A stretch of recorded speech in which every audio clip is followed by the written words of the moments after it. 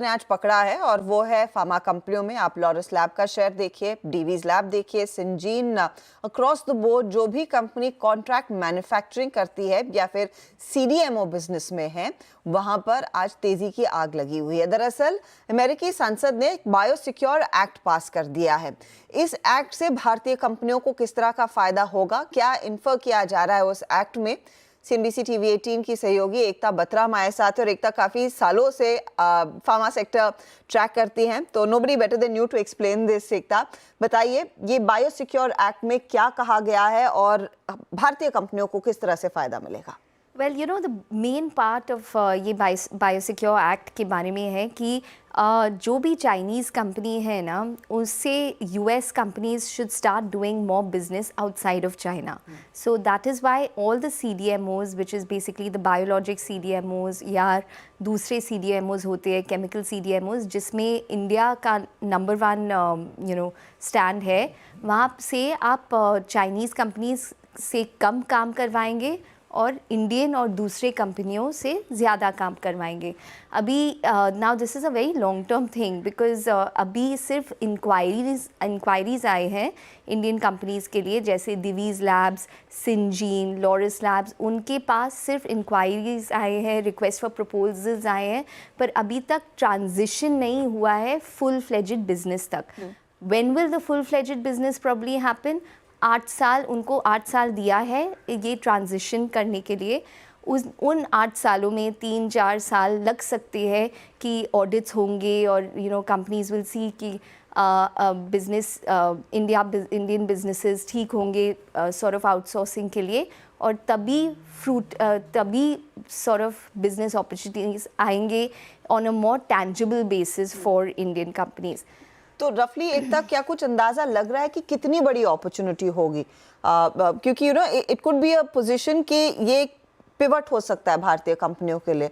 बड़े पैमाने पर यूएस हमारे लिए एक बहुत इंपॉर्टेंट मार्केट है, लेकिन अगर हम कॉन्ट्रैक्ट मैन्युफैक्चरिंग भी वहां पर बढ़ा रहे हैं, कितना बिजनेस, किस कंपनी को सबसे ज्यादा फायदा? Who is the most prepared for this? I think Syngene and Divi's Labs seem to be the most prepared. Syngene has probably got the most queries. Their request for proposals have risen 50% in 1 quarter. So they could probably be positioned the best right now to take this opportunity forward. And there could also be companies such as Divi's Labs, because they are large in size.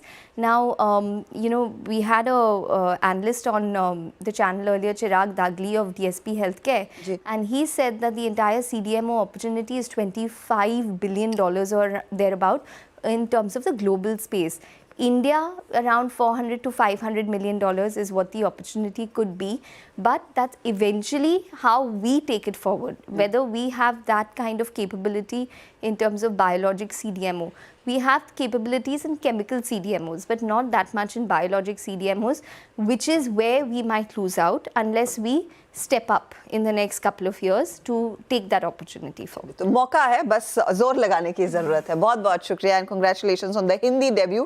कोशिश करेंगे एकता को और studio में लाने की, क्योंकि pharma एक sector है जिस पर हम काफी चर्चा करते हैं।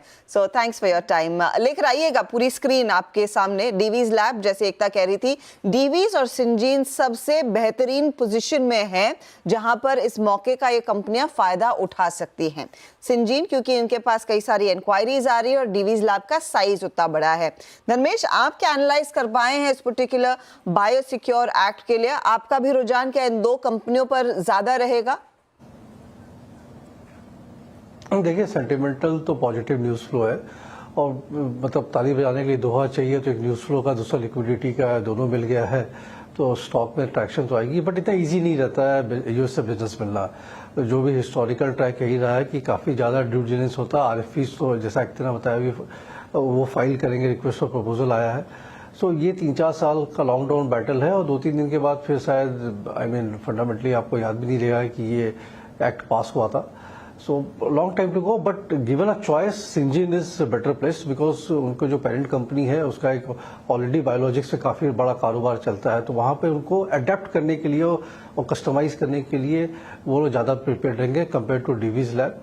और जो ये पूरा बिजनेस है, अगर $25 बिलियन का है, तो उसके सामने अगर $450-500 बिलियन आ रहे हैं, तो 3-4% का ही इंडिया को ट्रैक्शन मिल रहा है ओवरऑल।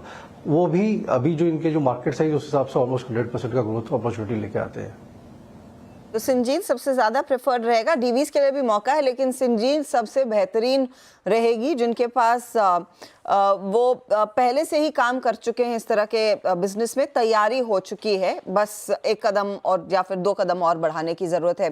काबा जी, चार्ट चेक देंगे आप फटाफट से सिंजीन का? इस पर हम पहले भी काफ़ी मर्तबा बात कर चुके हैं और आपके ट्रेडिंग लिस्ट में हमेशा रहता है, आज 3% ऊपर है। काफी समय से मुझे लगता है कि इस चार्ट बढ़िया है। एक कंसोलिडेशन आया था, वो 2-3 दिन का कंसोलिडेशन खत्म हुआ और आज अपू शुरू हुआ। थोड़ा स्ट्रेच है लेकिन अपू इंटैक्ट है। सिंजीन का ट्रेड कर रहा है 922, स्टॉप लगाना चाहिए 900। लॉजिकल टेक्निकल टारगेट 1000 के आसपास होना चाहिए, लेकिन नियर टर्म में फर्स्ट टारगेट रहेगा 950 फिर 1000। तो यस, अपू ऑन है, सिंजीन लेने लायक है। 950,000 की तरफ बढ़ते हुए ये स्टॉक्स, यहाँ पर एक अच्छा मौका आपको दिख रहा है। 3% की तेजी स्टॉक में दिख रही है 924 के आसपास। अच्छा, सेंचुरी टेक्सटाइल कैश मार्क